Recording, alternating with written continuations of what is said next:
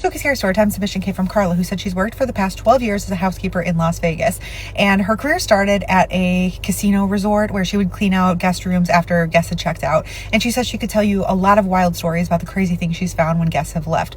But by far, the creepiest and most unsettling thing she's ever found was in the closet of a rich man's penthouse. So when her career started, as I said, she was working at a casino resort. But after 5 years of working there, she needed to make a little bit more money. And she decided she was going to branch out and start her own business.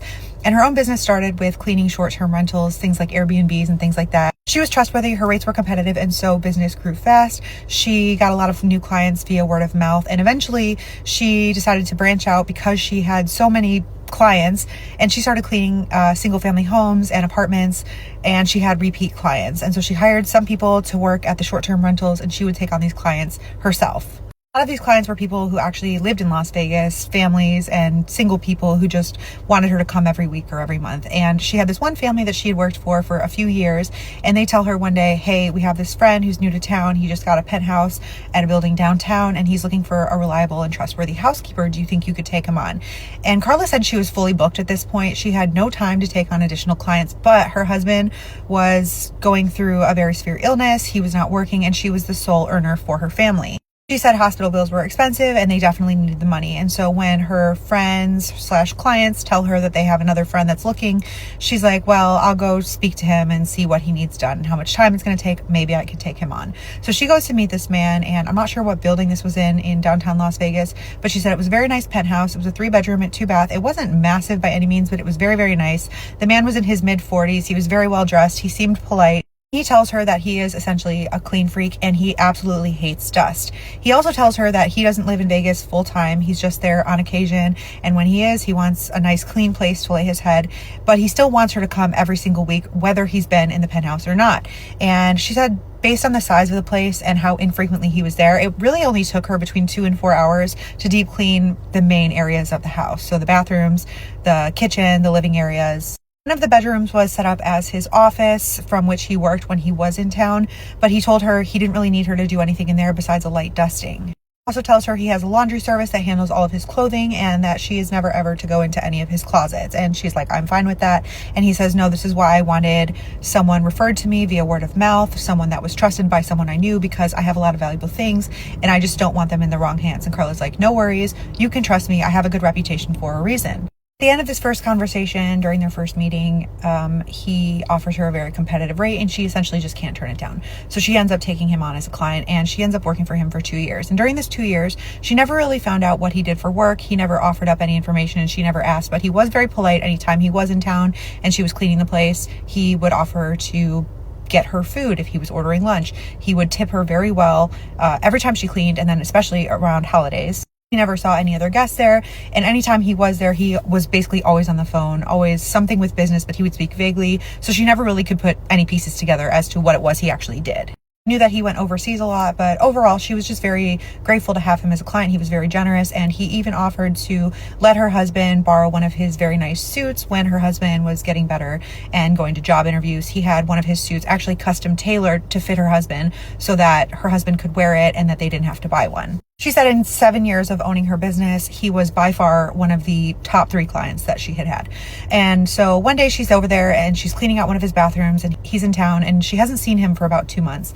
And she hadn't really talked to him because he was on the phone when she got over there. But she's cleaning out the bathroom and all of a sudden he barges in the bathroom and he says, I have to leave right now. I'm so sorry. I wanted to catch up with you a little bit, but I'm going to leave your money by the door. And he just seemed very frantic and unlike himself because otherwise he was very calm and cool and collected. And so she just says, oh my gosh, I hope everything's okay. And he goes, me too. And he had this look of fear in his eyes. And so he runs into his bedroom and he quickly packs a bag and he's out the door. She's finishing up the job and she's just kind of thinking the whole time, like, I hope everything's okay with him. I've never seen him like that. And as she's almost done, there's a knock at the door and she answers and it's the laundry service. I'm not sure if this was like in-house or if this was an outside service, but regardless, they drop off some of his dry cleaning and she takes it in and she's just thinking, I'm going to put this away for him. At least this will be here, when he gets back. And she goes into his main bedroom and then opens the closet door, which she had never been in before. And it's this massive closet and there's multiple racks of clothes and accessories. Very well organized, and she walks toward the back of the closet where she sees other suits are hanging up in plastic, and she starts kind of making some room on the rack to hang these suits. And behind the last suit, there appears to be what looks like a tan plastic. And she at first thinks that it's just another suit that's kept in a different colored bag. But as she kind of gets closer to inspect it, she realizes that it's a latex suit identical to what this man looks like. It was unclothed. It was so detailed that it even had hairs sewn into the chest and arms. Face was fully intact, though deflated, as if it was this man's actual face. And it even had the little beard hairs from like a 5 o'clock shadow. Had a full head of hair. It had a set of feet in which whoever wore it would slip their toes into, and every single detail about the male human body was correct. If you know what I mean, there were pockets for the arms and for the fingers and for everything else. Everything appeared to be a perfect match to this man, besides the eyes and the mouth and the little nostril holes, which were just empty sockets. Said, I've never seen anything like it. I was so shocked I jumped back, and then I had to get a closer look, so I went up closer.